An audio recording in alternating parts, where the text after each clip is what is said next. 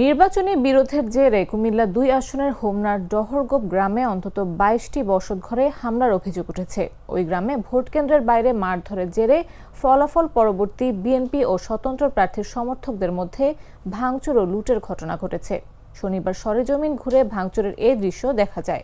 এদিকে এ গ্রামের বহু পুরুষ হুমকি ও মিথ্যা মামলার ভয় অন্যত্র চলে গেছে বলে বাড়িতে অবস্থানরত নারীরা জানিয়েছেন। স্থানীয়রা জানান, ডহরগোপ কেন্দ্রটিতে স্বতন্ত্র প্রার্থী আব্দুল মতিন খানের তালা মার্কা ২১ ভোটে জয়ী হন।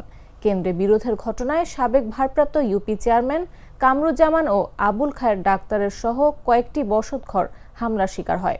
এরপর বিএনপি প্রার্থী সেলিম ভুঁইয়ার জয়ের খবর পেয়ে রাতে সাবেক ভারপ্রাপ্ত ইউপি চেয়ারম্যান কামরুজ্জামানের নেতৃত্বে পাল্টা হামলায় স্বতন্ত্র প্রার্থীর সমর্থকদের ২২টি বসতঘর ভাঙচুর ও লুটপাটের শিকার হয়েছে।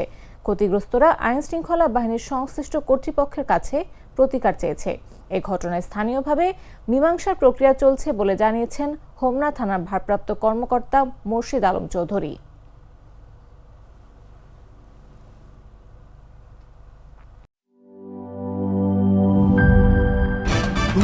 ভয় পাস না, এটা কসমিক ডোর। শব্দের আরেক নাম কসমিক ডোর। এর ওয়াল থিকনেস ও রিপ থিকনেস বেশি থাকায় এটাকে 50 বছরেরও বেশি। কসমিক ডোর, নিশ্চিন্তে 50 বছর।